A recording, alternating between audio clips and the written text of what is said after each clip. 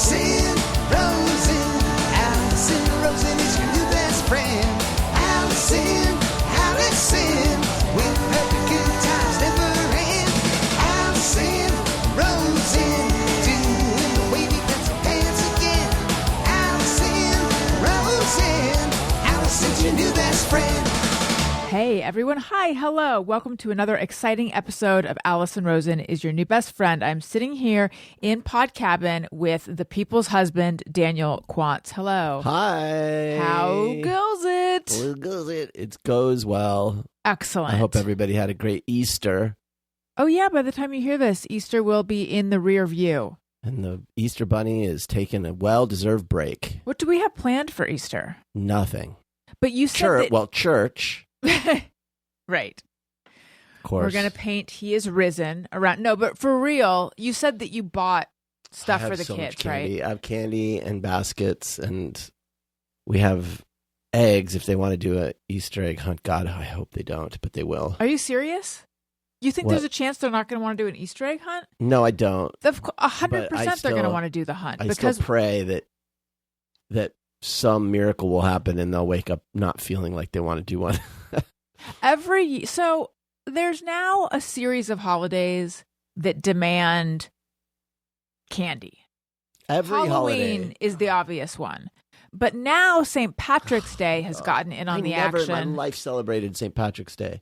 Like until I got to be older and we'd go to the bar. But like as a kid, we never did. No, we never celebrated it, but there was a requirement that you wear green lest you be pinched. That was it. But now kids set leprechaun traps. And well, then, ours do. I don't know. I mean, I guess our neighbors did too. I didn't know that was a thing. I think I was talking to another mom at the school. I think it's a thing. Maybe it's just a Burbank thing, but I have a feeling it's everywhere. And then what happens? You don't trap him, but for your efforts, he leaves you candy. Literally, I'm making this shut up as we go. Like that's what I. So there's like a pot of gold that you leave them that's filled with candy, and then Easter, there's the eggs that are filled with candy, and then there's an Easter basket with candy. Our kids, if that had been my candy, it'd be devoured by the next day. Yes. I know. We have candy from last Easter still in the cabinet. That's the point that I'm getting at. And so then their haul from each holiday sits there, and then it gets moved to a cabinet. We're like, there's always various brown paper bags. I don't know where they acquire them that have candy left in them. And then we need to just clear it out. We need to clear it out. I try. Do you? Because it's now April, and I found an open container with a snowman peep in it. Well, I haven't cleared it out since Christmas, but I cleared out last Easter's candy. So we're on like a year cycle? Yeah. Okay. But by the way, Peeps famously are actually good after a year stale. I know, but I asked Elliot if he wanted to keep them because Elliot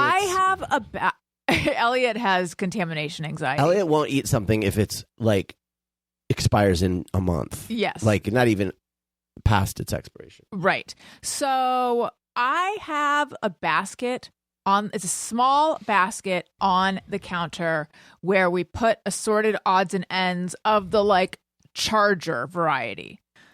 Other people keep either dispensing with, remember when you moved my basket? No. You moved my basket. I think your mom might have moved my basket. And then now my basket's back, but it had this Peeps in it, this thing of Peeps.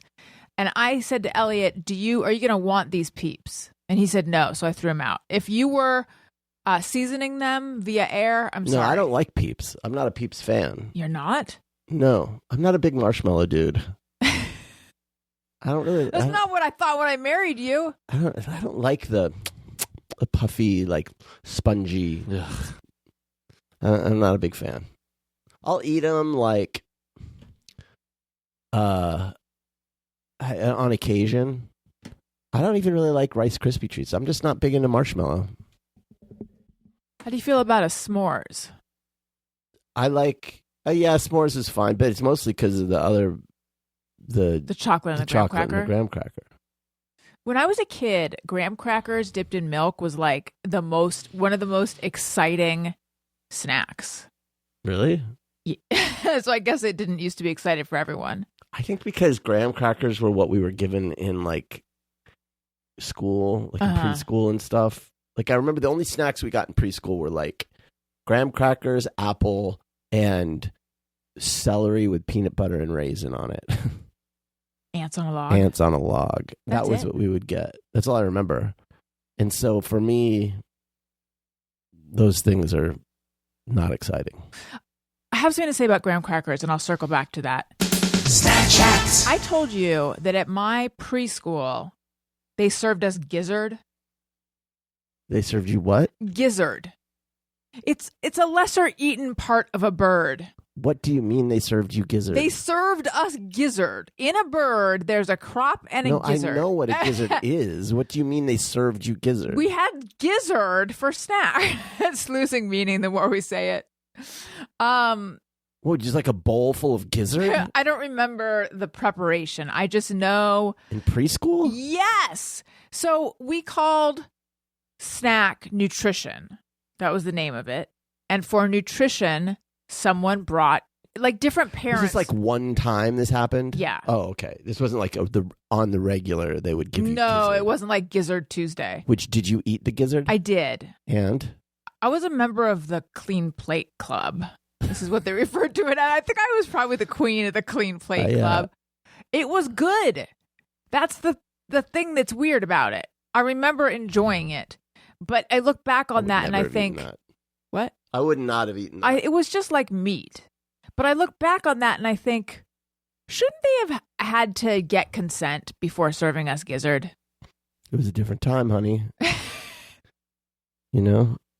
I guess so. I feel like people weren't as picky about their like dietary restrictions back then. So I went to a Methodist preschool because I wasn't Jewish, you know? And there was a teacher there named Mike. And he had this was in this different time when they could just serve non-consensual gizzard. This doesn't go in any abusive direction, by the way. That was at my elementary school where the abuse happened, but not to me. But anyway, because this was back in a time when they could serve gizzard, and it was the early 80s / late 70s, and everyone had long feathered hair, hockey hair. Which is kind of my favorite hair for a dude, actually. Except for what you have, Daniel. That's my first favorite. Yeah. Yours is my first favorite. This is my second favorite. I just have an affection for it. But anyway, this guy, Mike, he probably had a mustache too. Long, like feathered 70s hair. And he wore T-shirts because everyone did. And what did they call it? The lettuce? Yeah, I've heard it more recently referred to as lettuce.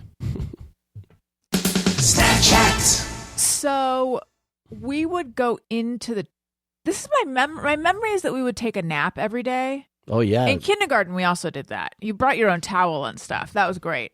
But you wouldn't have mats. Oh, you no. We'd have mats, like, and you go get a mat.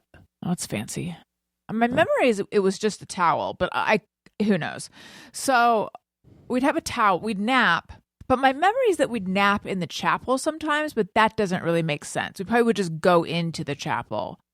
But anyway, the whole point is, when I thought of God, I pictured this guy.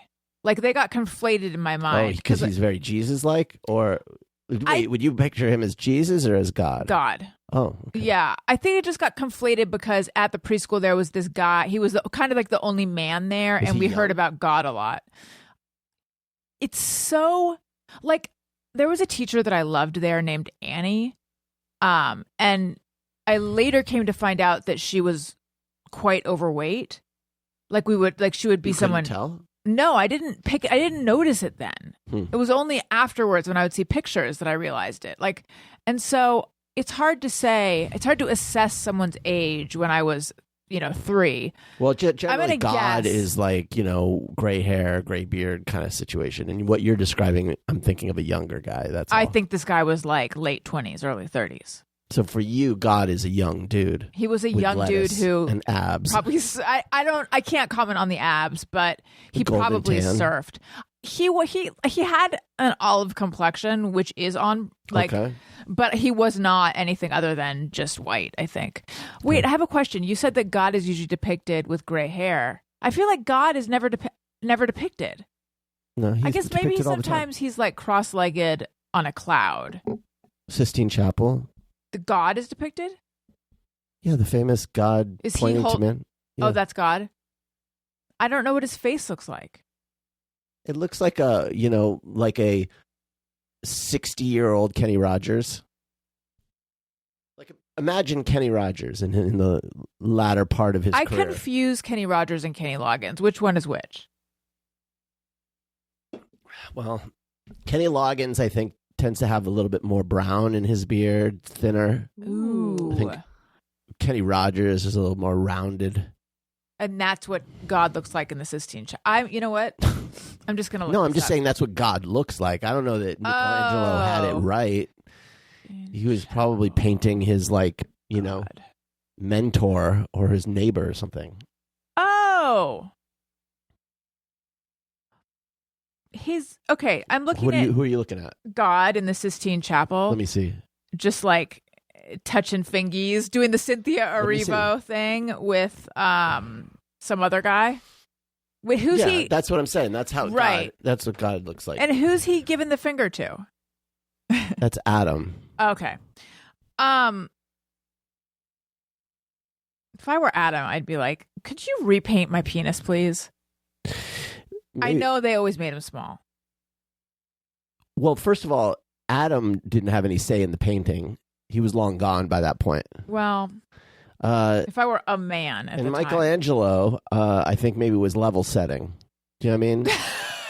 So he's like, hey, this is what's normal. Because Mrs. Michelangelo was like... Michelangelo's a little bigger than that. And he's like, that's what's average. Because back then the ladies would have one partner for life. Exactly. And there was no...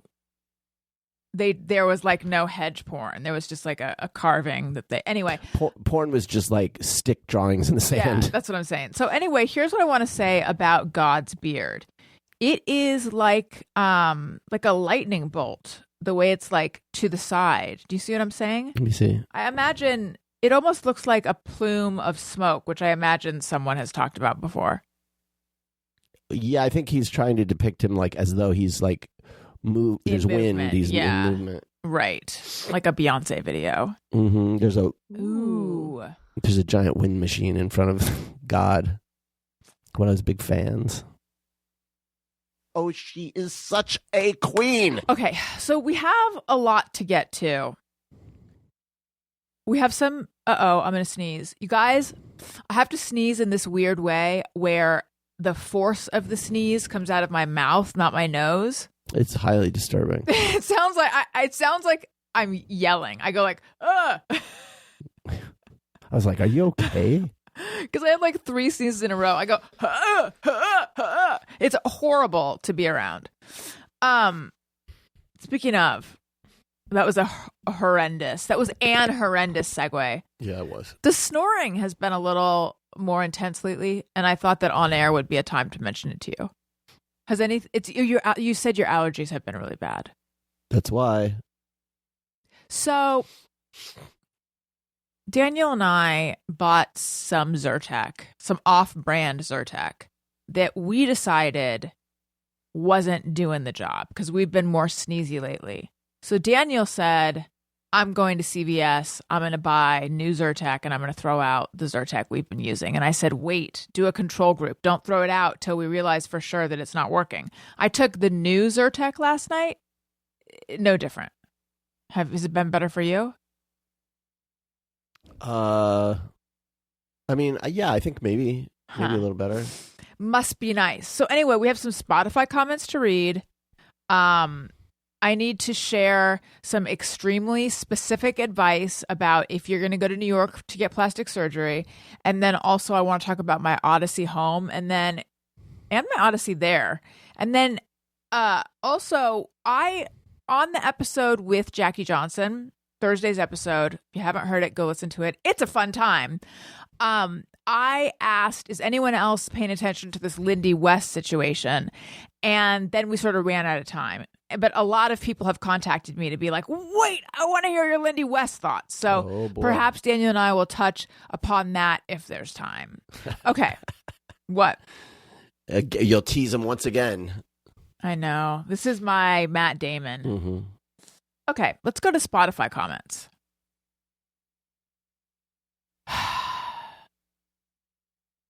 You know what? I think I'm going to do something deeply unprofessional, and I'm going to ask Tony to play the iTunes comment song because it's all of a kind. Tony, you can leave me asking for this in here. They can know how the sausage is made. Because now Spotify comments are like Apple podcast comments are like iTunes comments, you know. So, Tony, go ahead and play that bad boy. Alison wants your iTunes comments. Alison wants them, yes she does. Please leave her some iTunes comments and don't forget to click 5 stars. A. Newman Jr. 39 says, I'm glad you discussed your thoughts on the decision to have cosmetic surgery on the podcast. It gave me a lot to think about if my wife ever decides to do so, parentheses, hopefully she doesn't. I'm very impressed with how supportive Daniel was with whatever decision you made. Also, I believe you were talking about Fitzdog's birthday party toward the end of the episode. I won't say anything. So he is referring to, I very gingerly brought up some thoughts I have about when someone throws a costume party. Because it is, I will neither confirm nor deny, but let's just say possibly there's a birthday party coming up this weekend for Fitzdog's 60th, and it might have a 60s theme. Or not, I don't know, who knows, but if it does, my reaction has been, thank you, I'm excited to go to the party. He even said, he's like, I'm so stoked you're coming. He's very nice. Yeah. And I said to you, I think it makes a difference whether we go or not. And I'm excited to go. But it just, the stress of having to find an outfit. Again, I wrote a whole book about how things like this, it's a lot for me. Tropical attire encouraged and other phrases that scare me about a party I didn't go to based on the tropical attire encouraged. However, the good news is I personally do have a good outfit. Mm-hmm. You do. I ordered an outfit on Amazon, and then I went into my own closet and I forgot I have a couple dresses that actually fit the bill. So I'm fine. How's your costume coming along? I think I have a couple options. I think I'm going to go with something that is mostly stuff I have with one addition. We'll see if that works. If not, there's a backup idea. But definitely, to me, it's like when someone says 60s. Yeah. Like I think they've specified casual 60s attire, which that's I fine. don't quite know when what that people means. say 60s, I think that like a lot of people think hippie, but to me, and I get it, like It's all of it. hippie started in the 60s. Like it definitely was like summer of 68 and all that. But really for me, hippie feels more 70s, like early 70s. And 60s is more mod. Like when I think of Mad Men, 60s. Yeah. And so that's what I'm going for. I mean, like, I'm not going with the hippie 60s. I'm going with the pre-hippie, like, mod. What do you think casual 60s attire means? Just, like, as opposed to what? Yeah, I don't know. Maybe. Or are they meaning, like, don't go overboard. Like, come in your low effort 60s low gear? effort. Because I am going to show up like Twiggy. I think that's fine. I'm cutting my hair into a blonde pixie cut as well.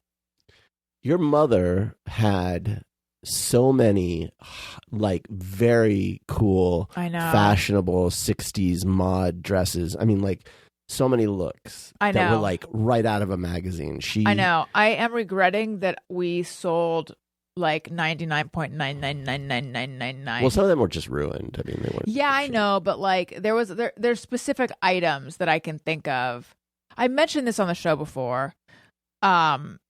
The woman who ran the estate sale was posting stories to Instagram to try to get people excited about the sale during it. Like, and in one of them, there's like someone like dancing in our driveway wearing the dress that my grandmother wore to my mother's wedding. And I was like, God damn it. Like I would have, I saw so many items in her stories that I'm like, if I had like this needlepoint my mom had made me that hung in my room as a kid, a camera, my fucking snare drum, like all these things that if I had known they were there, I would have grabbed them.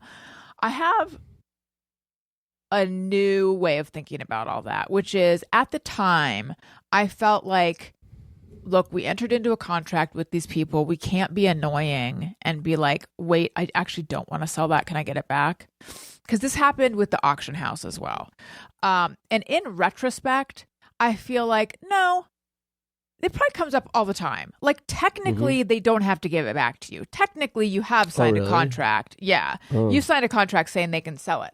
However, I didn't want to be annoying and I didn't want to be a squeaky wheel and I wanted to like be extra agreeable. Wasn't there something though that you did take out and they were kind of like upset because that was like a big item?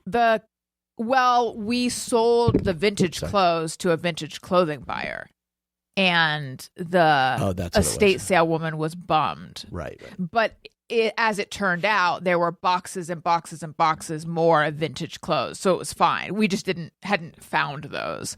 But I think she was bummed because when she had first come to the house in a specific closet, there was a lot of vintage clothing, and then that was gone. But the same with the auction house. Like, there were jewelry items that I wish that we hadn't sold. And at the time, I was like, I'm always trying to be the cool girlfriend in every circumstance I'm in. Except you're married. No, this I feel comfortable being myself, so I can be an annoying, nagging asshole. But in every other circumstance, I'm trying to be the cool girl. Like, I'm so pick-me about everything. So I'm like the pick-me person to do your estate sale with. So I didn't want to, like, I don't want to pull a classic Alison. I'm just going to be cool. But in retrospect, these things, everything sold for less. Well, at the estate sale, everything sold for less than what it's worth. The auction house, not really. But I just feel like if you're in that situation and there are items that you find that you agreed to sell that you change your mind about, I think it's okay to try to recoup some of them because these people have no emotional tie to any of this stuff. That's the point. If someone listening to this runs an estate sale, they might have a different opinion about that. But even if it's not okay, like at the end of the day, you're the one that's parting with this stuff. It means something to you. Like, it's okay to ask for it back. Yes.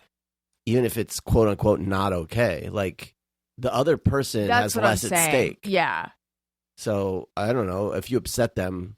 I think that I thought, well, we won't have the item, but we'll have the money. Not realizing that, like, an estate sale, the prices are slashed so much.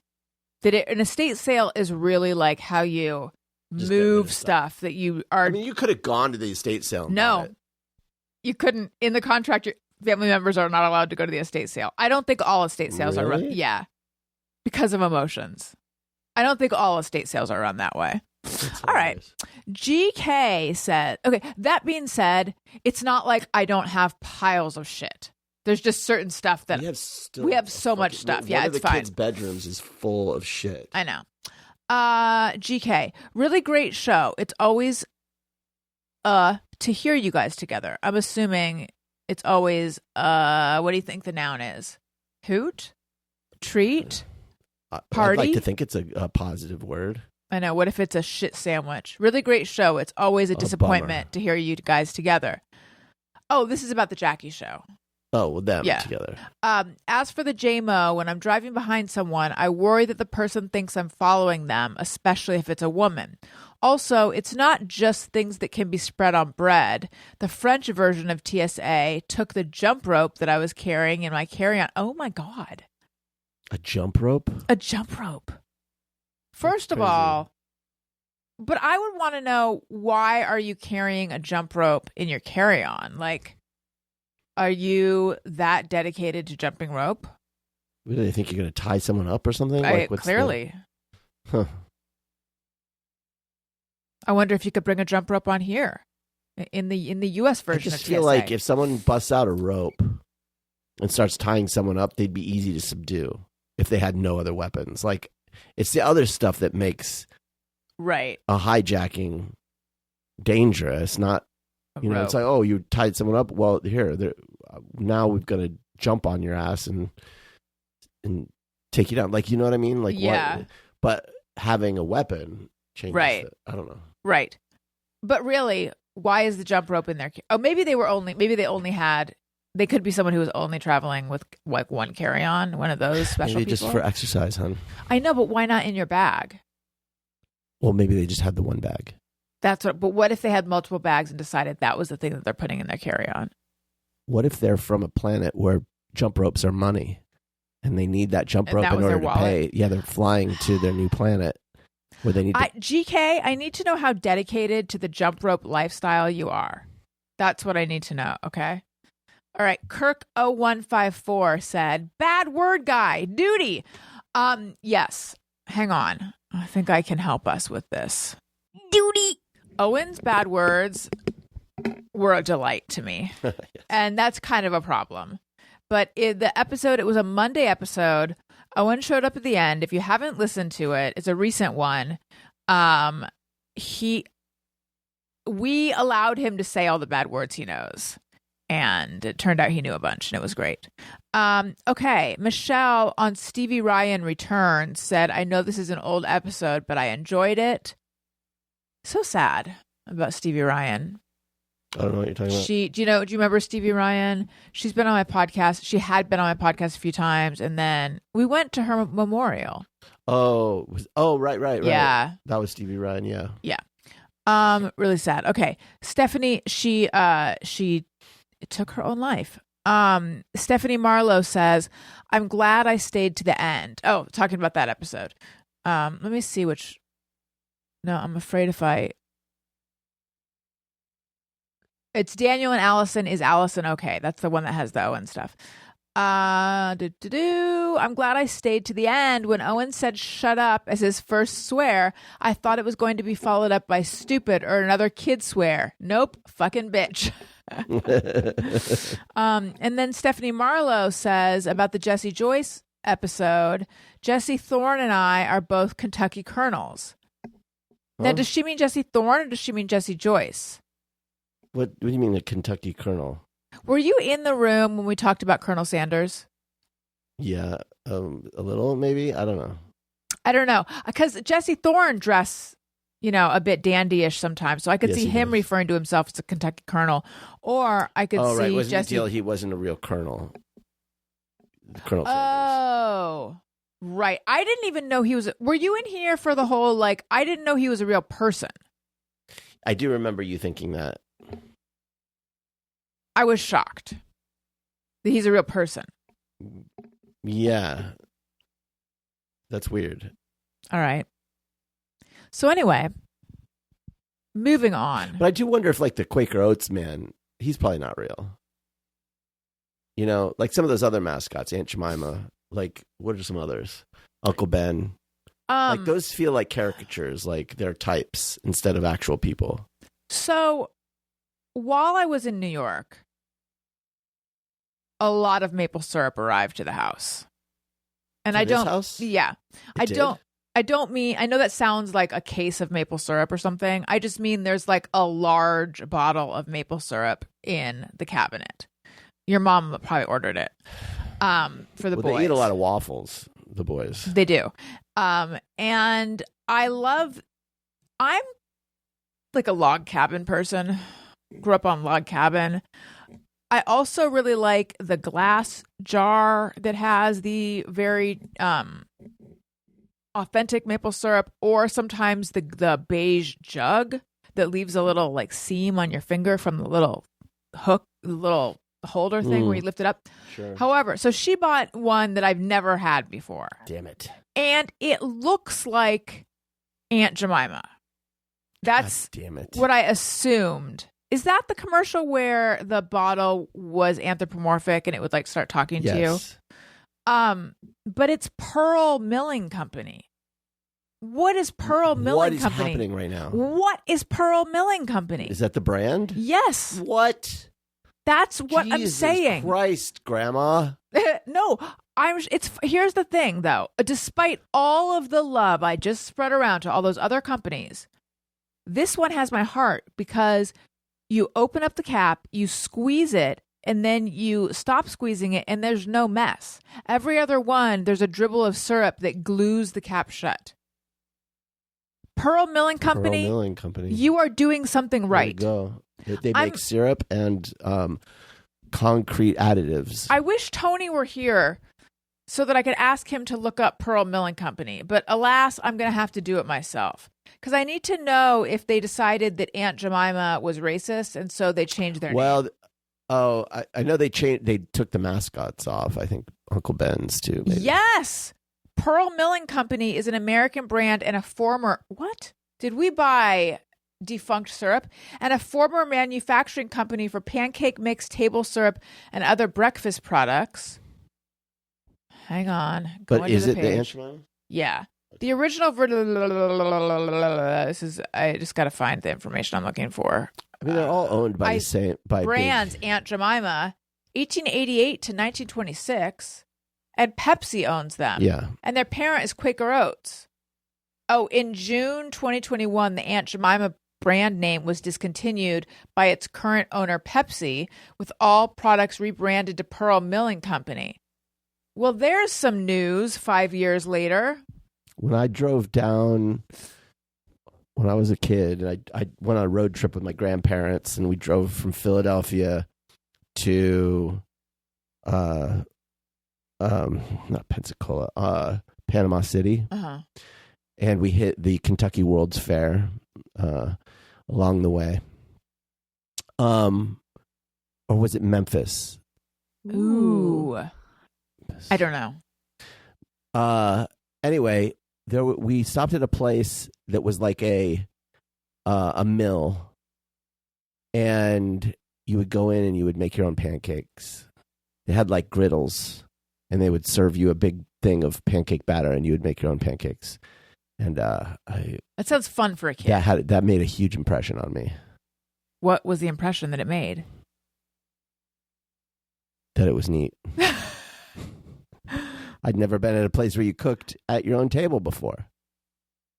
It's funny because I feel like you cook my food for me, but at the same time, I also would think that's cool. Does every table have like a griddle? Yeah, every table has a griddle. So it's like hibachi situation. Yeah. Why is that so cool when it wouldn't be fun to make pancakes at home? I think the novelty. It was just novelty. Plus the location was neat. You know, the South is pretty. It's all pretty, little bridges over little creeks. Like, you know how I had pet ducks? Water wheels. I had pet ducks and chickens growing up. Uh-huh. And when they're little, they live inside. I don't know why, but they do. So the first few nights of having them, they would always like be in a cardboard box with, mash, which is what they eat, and water, and or like a plastic tub with these things at the side of my bed. And it was so exciting to have ducklings and what Owen calls chicklings in my bedroom. And I think it's the out of contextness. Like those don't go in a bedroom, just like cooking pancakes doesn't, you yourself cooking pancakes doesn't go in a restaurant. It was real hard to. Can I just say we have a listener, Lauren? Okay, say it. I'm gonna say it, scream it from the rafters. We have a listener, Lauren, who has 2 ducks, and watching her journey with these ducks, I feel it parallels my journey with the fish. And they brought in a 3rd duck. Now it sounds like we're talking about Lindy West. They brought in a 3rd. They adopted this 3rd who had injured feet. Oh. Named Minnie.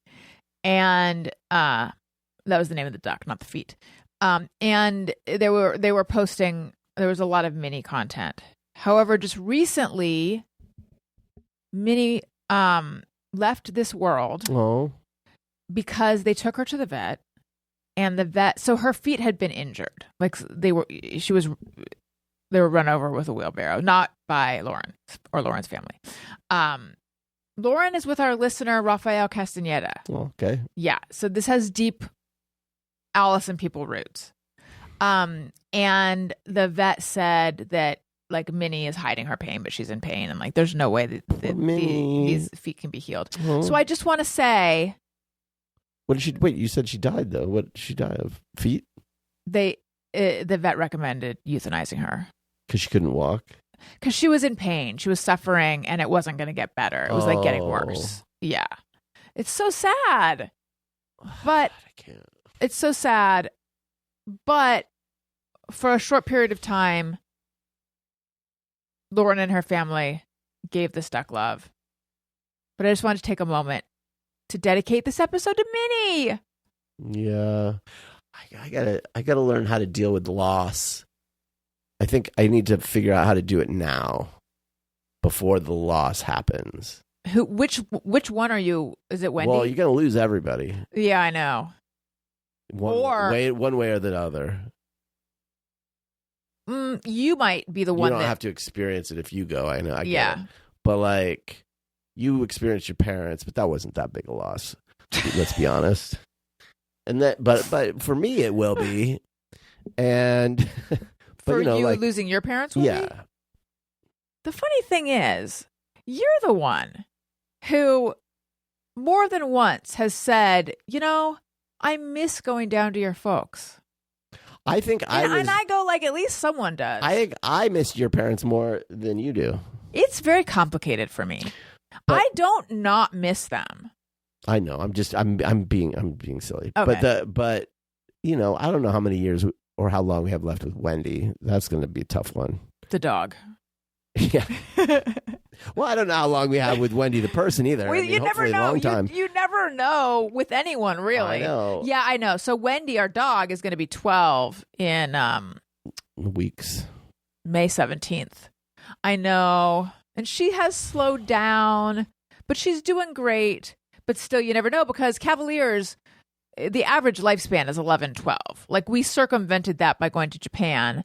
But she's definitely... So the hope is like 15, but that would be really something. She's definitely on borrowed time right now. Yeah. That's going to be tough. And yeah, you just figure like, you know, it's life, right? Like, that is life. People die, you know, whatever. And so like, I think being able to handle that is a skill. And I think really the way to do it is to not care about anybody or anything. Well, you just never open your heart. Don't open your heart, and then it can't get smashed. Yeah. I mean, obviously not open your heart, but just I don't even give a shit anymore about anybody. Are you cool? Is this Cool Guy? The return of Cool Guy? It's not exactly Cool Guy, but you know, you can learn a thing or two from Cool Guy. He has things to teach us. Like what? Not give a shit. He doesn't care. How are you doing with that? Well, the problem is I do care. And so that's a weakness. So it's definitely... Well, this is like what I was saying recently about how I think to myself, like, sure, not really talking to any of my siblings, but you know what? I'm fine with that. Because fuck everyone. I'm fine with that. But then I'll have a thought or a memory and I'll wince. It'll cause me pain. Mm-hmm. And then I'll think, how could I have two ways of saying this. How could I really be okay with that? And also not talking to this, not with the status quo. And also, how could I really be okay with that?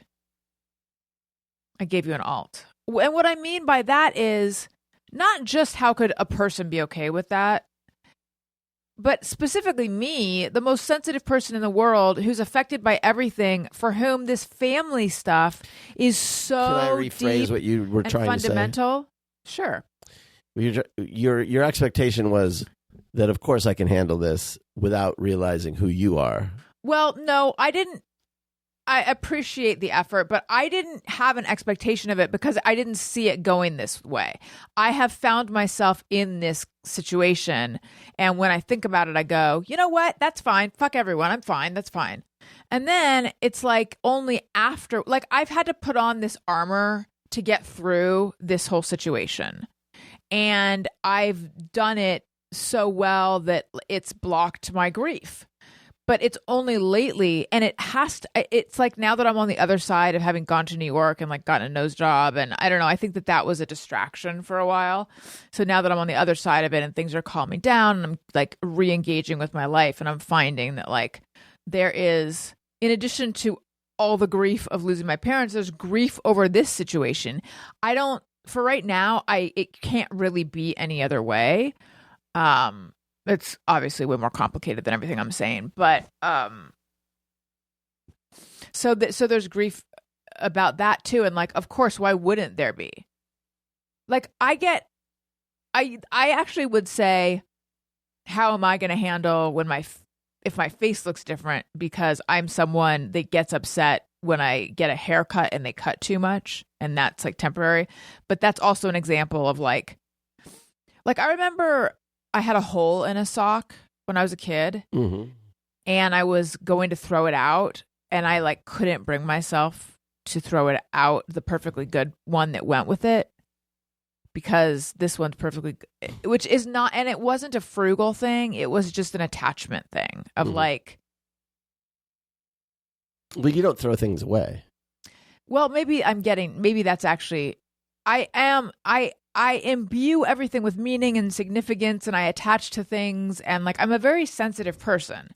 So how am I okay with this state of like, none of us are talking anyway?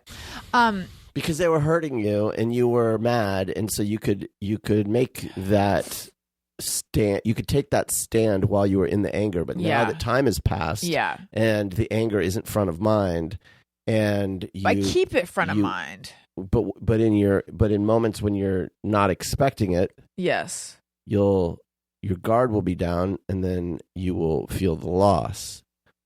That's what I'm saying. I guess.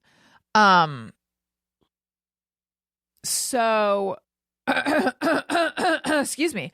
All of this reminds me when you were talking about needing to learn how to deal with loss and just, never opening your heart.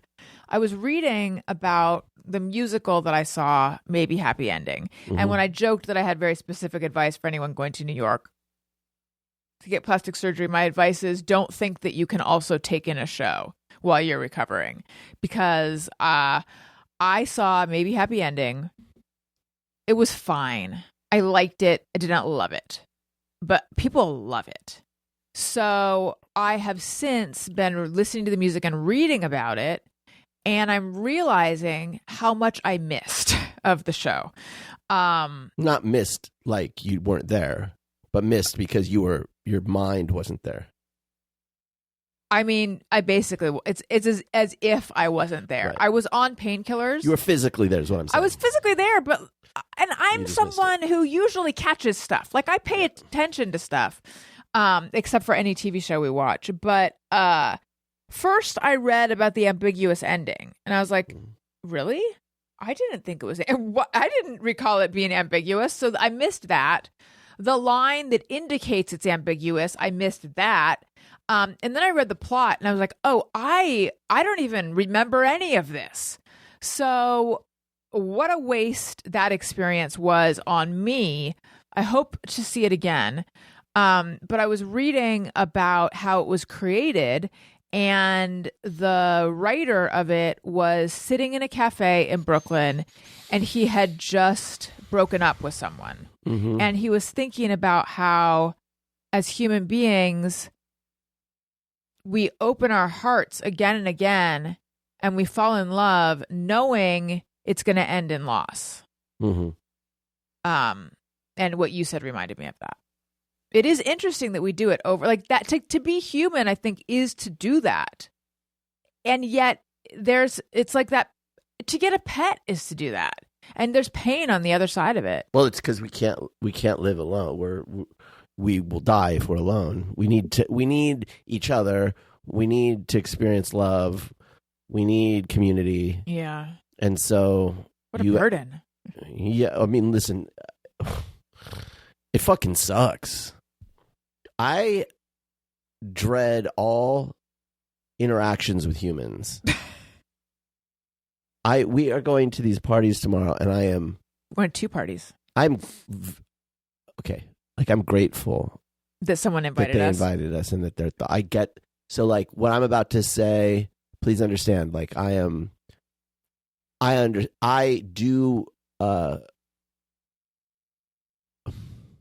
You could I be guess of I'm two minds about something. I am grateful that they're thinking of us and that they're inviting me. On the other hand, I'm deeply resentful that anyone would invite me to anything.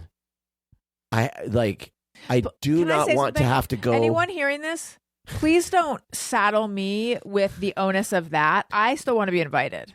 We still want to be invited, and we're going to go and have a good time. I just don't want to have anxiety. Social anxiety. Someone else to be me and go in my stead. This is how you release yourself from this. When you realize no one's looking at you and it's not about you. It's not about that. It's the time commitment. I'm not self-conscious. It's not like I'm like, oh no. I just want to be left alone. Oh, okay. I just want everyone to leave me alone. Including your family, especially your family. But at the same time, I don't want anyone to forget about me and not include me. Like, I want to be included and I want to be thought of. I want people to be my friend. I just don't want to have to put anything into the friendship. I don't want to have to. You know what's interesting? I'm just an introvert. Like, I'm just an extreme introvert, I guess. I don't know. But also, you know those attachment styles? Yes, that's what I am. I'm an attachment style. Do you know what I'm talking about? I think I'm avoidant. What am I, avoidant attachment? Or anxious. I don't know. No, I think I'm avoidant. Okay, well, what I was going to say is what you're describing is that thing of like, I want closeness, I don't want closeness. I just, part of it for me is like, it's exhausting. I'm someone who like feels like I have to perform, like I'm putting on a performance. And so that can be very, like, even the most casual interaction is like a performance to me. And sometimes I'm just like, I just want to just. Do you feel like you're putting on a performance with me? All the time. No. Not really. But not like. Really? When are you? Because I don't feel entertained. Well, no, I think that sometimes I might, but when I do, it's obvious that I'm. Oh, I'm not like you're being silly. I like that. Yeah, no. But no, I think when I like, if I run into the neighbors or something, I feel like I have to like, turn it on a little bit and be like, and not because I need to. I don't know. It's not because I'm like, insecure. It's just more like I just feel like I have to be like dazzling. I just have to make sure that this isn't a boring interaction for you. You know, like it's like this feeling of like, I want to make sure we're all having a good time here. Like I'm a host. Yeah. I don't know, man. I know that that's probably not the way that you should approach those things. Well, but like, I think if you want social interactions to be not exhausting, you can't approach them that way. I know, but this is how I am. I know. So, like, for me, the idea of going to a party means it's like, oh, boy, here we go. I got to, like, it's like I'm performing tonight. It's what it feels like. It feels like tomorrow night I got a show. I got a show tomorrow. And your performance is human being. But it fucking isn't, though. Like, there's going to be a whole bunch of people there that I don't know. And so I'm going to have to, like, muster the interest in. This is part of it too. I'm sorry. It's like I have to like make small talk. I have to be like interested in other people, and I'm not. I'm fucking not. I'm sorry. Like, I don't know. Recently, more and more, Daniel has been suspecting that he's on the spectrum, but you don't call it on the spectrum. You say ADHD, which is a separate thing, sort of but I think it's kind of. I'm not autistic, but I. It's not that I'm not interested in people. I'm just not interested in other people. Like, I'm just not. Like, but like, if I can get interested, but I'm not curious about other people, which is probably, a bad thing. I'm curious about other things, but not people, really. So, well, I am. I don't know. It's hard. I don't know what I'm trying to say. It's like. I am imagining, okay, like tomorrow I'm going to go and I'm going to have to be like, go up to people I don't know and be like asking them questions about their lives or whatever, and just talk about things. And it's like, I am not that's not where I want my brain to be. I want my brain to be at other places. It's like this. It's like if you gave me a book that about something I'm not interested in, and you're like, this afternoon you have to read this book. I'd be like, fucking hell, I have to read about fish. Like, I don't care about fish. I want to read about this other thing. It's the way our son, who's on the spectrum, has like his preferred interests. Special interests, yeah. But he has preferred Both, activities. yes. And like anything that he isn't a preferred activity, he is torture. Yeah. That's how it is for me. That's why I brought up that you're wondering if you're ADHD. It's like, like, I'm going to have to sit here and like at least though, I mean, the good news is your preferred interest is fragrance. Well, the good news it's hard to find that thing. That's honestly part of it is always like me trying to figure out like is there a Venn diagram of your interest and my interest where I can get excited about this conversation. But like the good news is that both parties we're going to are people who are in the creative fields. Yeah. So that means that there's a higher likelihood that the people I talk to will have shared interests. The worst thing is when you go to a party or something where it's people who aren't, and then I have to talk about sports. And it's like, I can muster some interest in football and in particular college football, but outside of that, if I have to talk about fucking baseball, if I have to talk about basketball, I'm going to put a fucking bullet in my head. I fucking could not be less interested in that shit. And there are some... I think I just yawned audibly in the mic. I'm sorry, guys. But there's some dudes that you'll talk to where that's literally the only thing that they think about. Damashek? But Damashek can talk about anything. Yeah. I mean, someone like Damashek's great to be around because he can literally shoot the shit about any topic. Yeah. So you're good.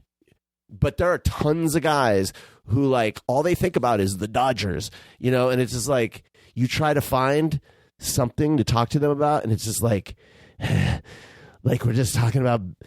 The only thing I can talk to you about is like Little League, or fucking like I want to. See, the thing is, run for the fucking hills. You're actually very good in social situations. You're good at talking to strangers. I will get shy and I will clam up. This is the crazy thing about you and I. Yeah. I picked you out because I was like, okay, this is great because she's gonna be the one. She's gonna be the star. Look at her. Look at the way she sparkles on TV and on radio. She's gonna be that person at the party and I can hang back. And just like, you know, pepper it with little, you know, one-liners and just, oh, look how funny he is sometimes. The burden is totally on my shoulders. We walk into a party and you're half a step behind me while I have to bear the burden of all conversations. And you're peppering with the one-liners. And how do we get that relationship? I don't know. I'm just saying it's weird because when I feel social pressure, I don't respond to it by turning on the dazzle unless I'm like performing or something. But you always do feel like you have to be extroverted. You have to push yourself to be extroverted in these situations. I mean, I feel like I do a decent job of when it. we first started dating, I was impressed by it. I was like, you can drop him anywhere and he can talk to anyone. Little did I know you hate it. I can do it.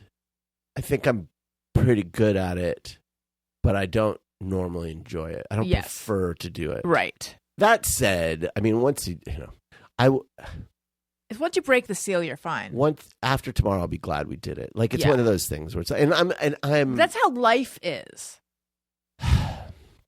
Unfortunately, I'm really excited to see certain people because I enjoy their company, but it's just.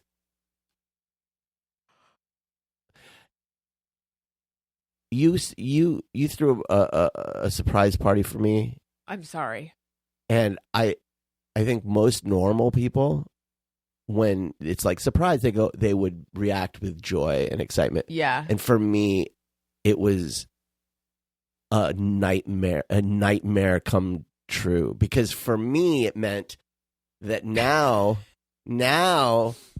I Whereas I was like mentally prepared for just a nice dinner with you and my mom. I'm so sorry. I don't know. No, it's fine. It was a my lovely idea. It was a lovely gesture. I think it was my mom's idea. It was an absolutely lovely gesture. I appreciate it. I wouldn't have known that this would have been my reaction.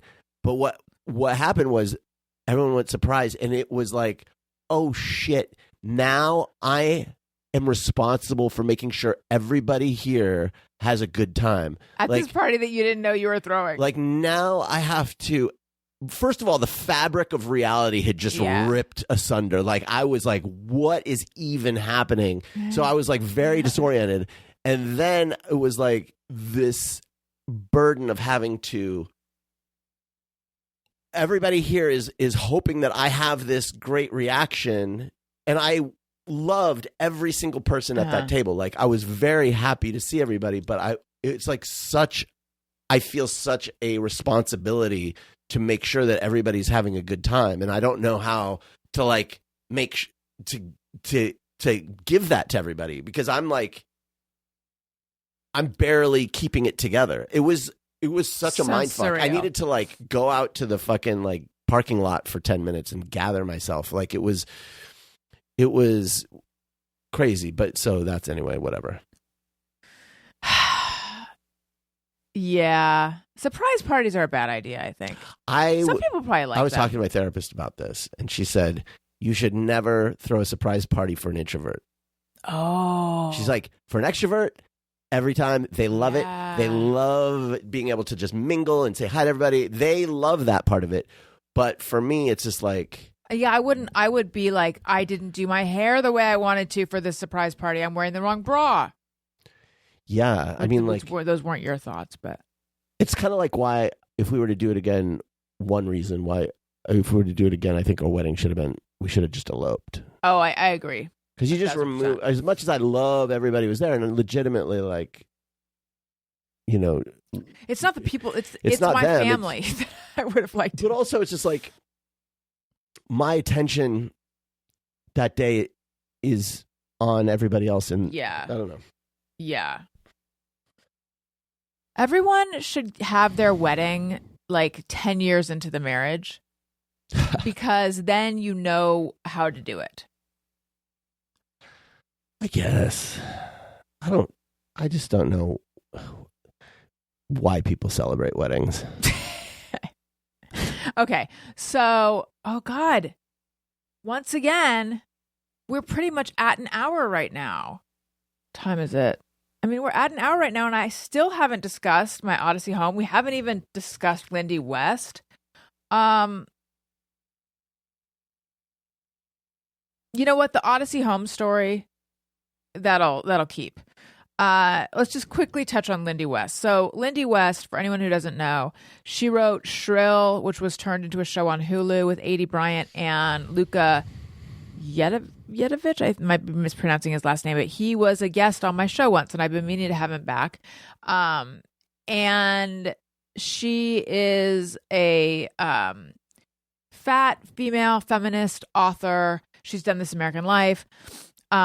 She wrote a book, and she refers to herself as fat. Wrote a book.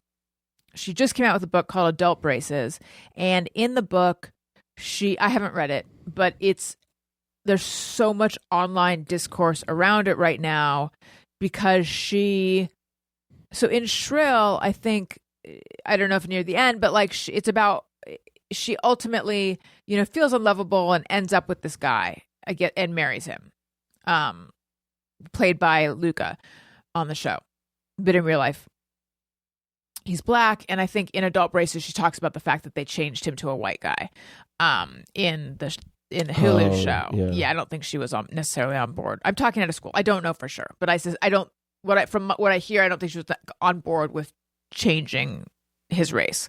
But anyway, so she ends up with the guy.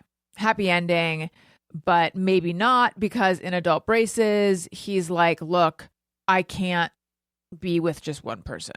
In her life, this happened. Yes. It's not a fiction. It's not just happening in the book. In Adult Braces, you find out that he said, After they got married. I'm a very sexual person. After they got married. I can't be with just one person. So my understanding is in the book, she's trying to figure out, can she be in a polyamorous relationship, or she's going to lose the one guy who loved her. And so now, again, I haven't read it. This is all stuff I've gleaned from online. Now she's in a relationship with her husband and with his skinny, cool girlfriend. And I have not encountered a single take that says anything other than, Lindy West, get out of this relationship. Right. What are you doing settling for this narcissistic douche? Like, everyone hates this guy. Well, because he's hateful. Yeah. I haven't encountered one.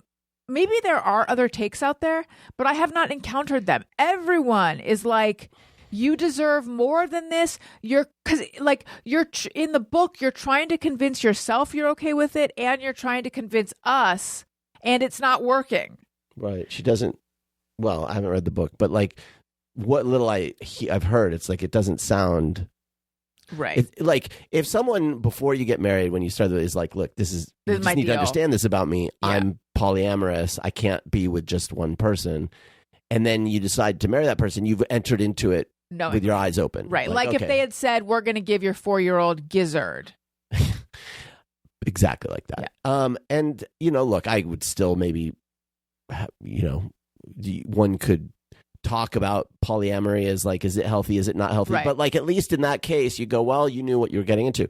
But once you've been in a relationship for a while and it's like a sunk cost thing. I mean, they have kids. I don't know if they're kids together. Kids. No. He had already been married twice by the time he was 27. I see. He has kids from previous. Oh, the kids are from a previous. Yes. All right, but they're her stepkids. Okay, but they lived together in like the house that she inherited, right? Yes. Well, that's another thing that's part of the discourse is that, like, and I don't know how true it is, but she's the meal ticket for all of them. And supporting them.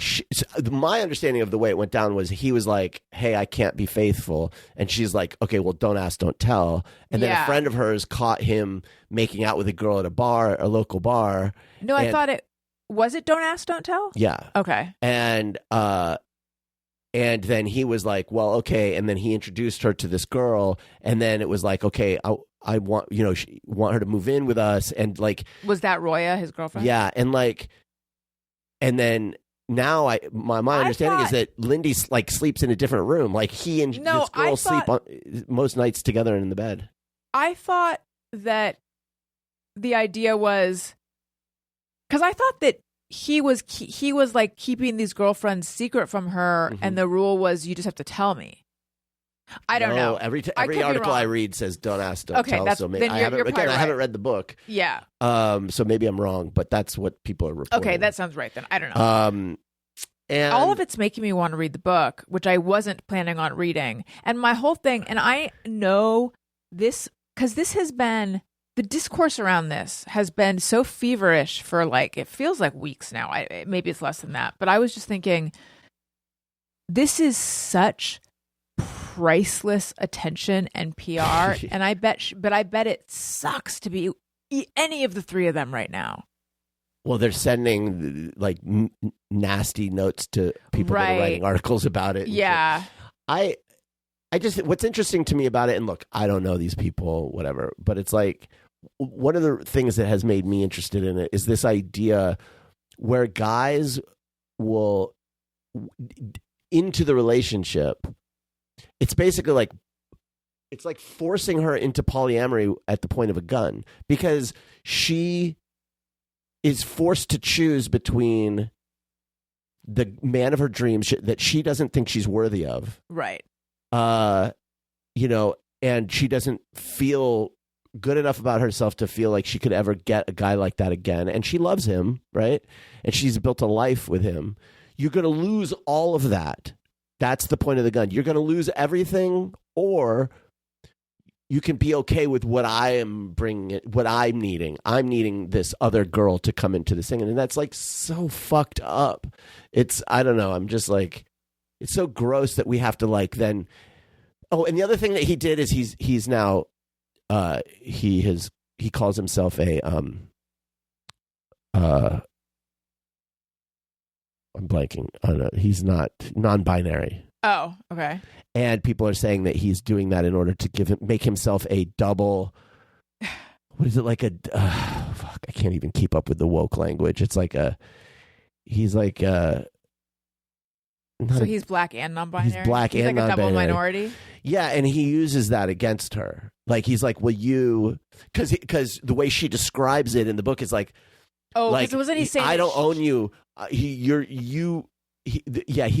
She described it. Now I don't know if this was his language or hers, but like she saw it as like I don't own him, and that made her feel like it reflected on the relationship between whites and blacks as slaves, and she wasn't comfortable telling him that he had to be faithful to her. Right. And it's like, no, honey, like he's using that against you. Yes. Fuck this guy. Like, and his sister is like a noted black feminist scholar. Like I think it's touching on a lot of things that people are like trying to wrestle with right now, and by the people I just mean me. No, but it's not just you, because this is like lightning in a bottle. Like it's so many. Do you remember Bad Art Friend? I feel like this was during the pandemic. It was a New Yorker story that people were talking about for a little while. The Bad Art Friend. I can barely remember it now, but I remember thinking like, I kept wanting to talk about it with people. The Bad Art Friend. This has that, but with much more staying power. There are just, I think one of the things for me, it's like people who use therapy, speak. He's weaponizing a lot of things in order to make her not stand up for herself. But they use that stuff in order to abuse people. Yes. They use that in order to take advantage of people, but they cloak it in like my boundaries or my I'm just, you see it all the time on reality shows. Yes. Like it's just like I'm just fighting for myself or whatever, and it's like, no, you're just being a narcissistic, horrible person. Yeah. Or in this case, it's using that woke language to like trip her brain, so that she accepts a situation that she should never accept, unless that's truly what she wanted. Unless, okay, fine. And then also it's like, so y'all are good with the Mormons now and the multiple wives? Like, where are we with this shit? Like, I'm confused. But there's no one. I have not encountered one person who's like, quote unquote, falling for it. Even people who are down with a polyamorous lifestyle still think that it doesn't seem like she wants to be in this. Yeah. But it makes me wonder, and I'm sure they exist, and I asked this question on Thread, but are there books about women who are in polyamorous relationships where you walk away going like, yeah, they really want this? Because the only experience I have is I had Emily Winter, or is it Emily McWinter, or is it neither of those? I had someone named Emily on my show, and she had written a book called More, which was about opening up her relationship. Do you remember this? I do. I don't remember anything about it, but I remember it. And my feeling after reading the book and after talking to her was a feeling of sadness. It was that she did this because her husband wanted to do this. And she was convincing herself that she enjoyed it, but I didn't get the sense that she actually did. I didn't get the sense that she ever wanted this, and I didn't get the sense that this was better for her than if she had just stayed in a monogamous relationship with her husband, and they're still together. But like,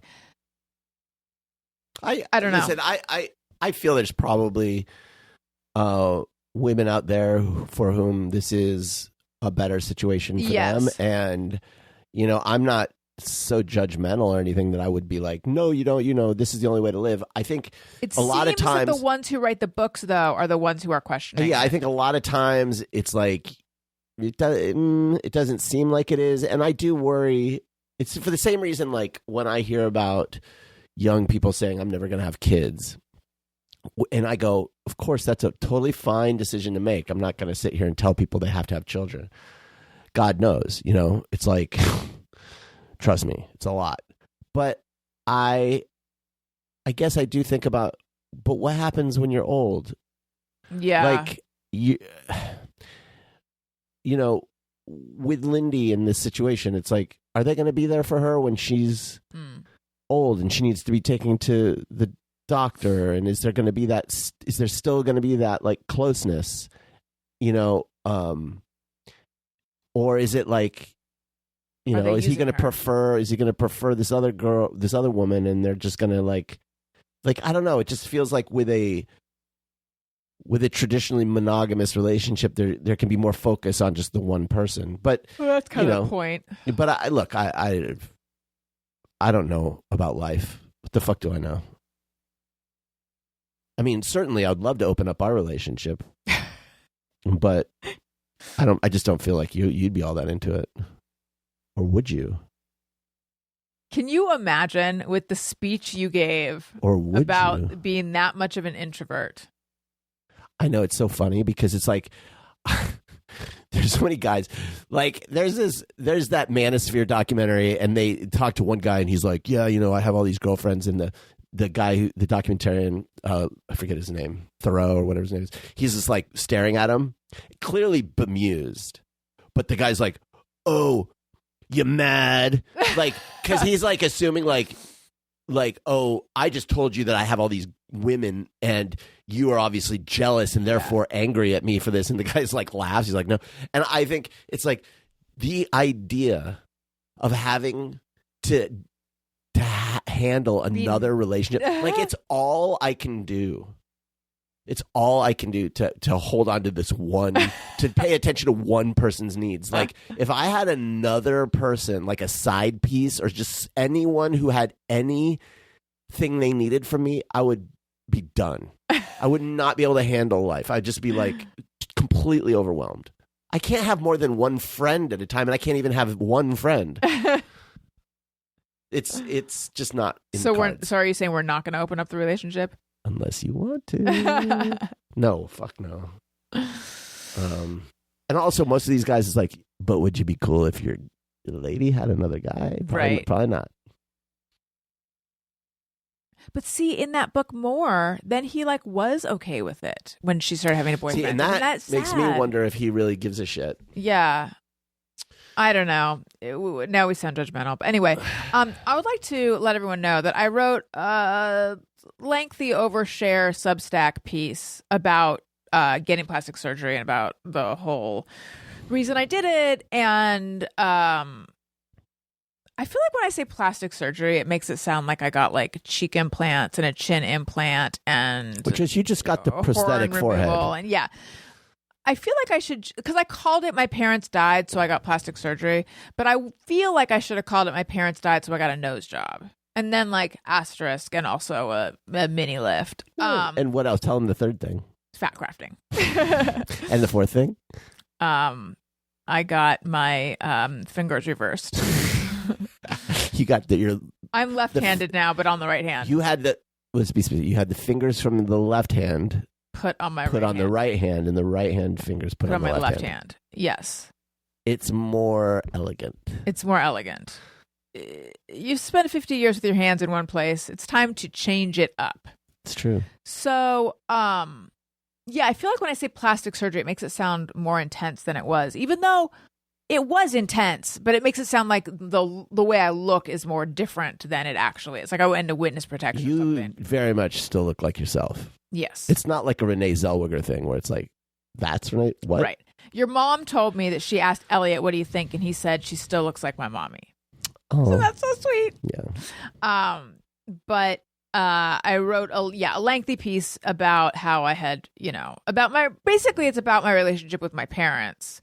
And, because Lord knows we haven't heard about that enough.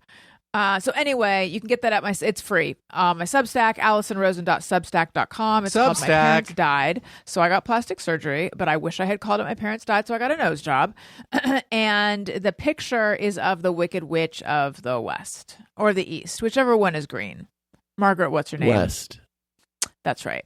The Wicked Witch of the East is the one that was crushed under the house by Dorothy. So we never saw her. Except in the fucking wicked bullshit. Yeah, in that bullshit. And then also Patreon. Patreon.com/Alison Rosen. As you know, Daniel and I are doing a weekly news episode. However, I recently put out a call for questions. We might open it up. We're opening it. Yeah, we're not opening up our marriage, but we're opening up our weekly news podcast. Because I used to also do a friend zone or like an Ask Me Anything. So I think I'm gonna try combining them. So we're gonna do a little bit of news, and then we're also gonna do some questions. My dream is that we have callers. We could do that. I have Google Voice. Yeah. There's a way to do it. The quality wouldn't be great, but we could do that. So we're opening that up. Patreon.com/Alison Rosen. Also a level where you can, they already know this. Why am I saying this? Text me and I'll text you back. Blah, blah, yada, yada. There's, at the confidant level, there's videos of my doctor visiting me in my hotel room early in the morning. Very exciting. The day after surgery. How exciting is that? And then just real fast, you guys, I had a dream. My mom was still alive, but like on her way out, and my doctor visited and he gave her ecstasy. And I was like, Molly. Yeah, That's MDMA. Is that what they call it? Ecstasy. You're such a Gen Xer. And I was like, why did you do that? And I don't know. I think he was just saying like, it's good for dying people. Or he just thought it was nice to do since she's like dying. And I was like, you don't understand. Like, this is a woman who cannot be alone with her thoughts. Like, she can't be alone with her feelings. Like, this is not, I actually have no idea how she would have done with this drug. But anyway, and then he's like, well, I got to go. And I'm like, what? Yeah. Like, you're not going to monitor this situation? And then he goes, I know you're married, but, and he like gave me a kiss, but not on my lips, but near my lips. But I mean, hello, unprofessional. See what I'm saying? About what? Your desire to open up the marriage. By the way, your mom. Yeah. What do you think the hardest drug she took was that wasn't prescribed? So apparently she went to a party where the punch was spiked with mescaline. Mescaline? Yeah. What? Yeah. And when she walked home, she felt like she was walking on clouds or pillows. That's the most that happened, though. Did your dad have any? No, this was with her.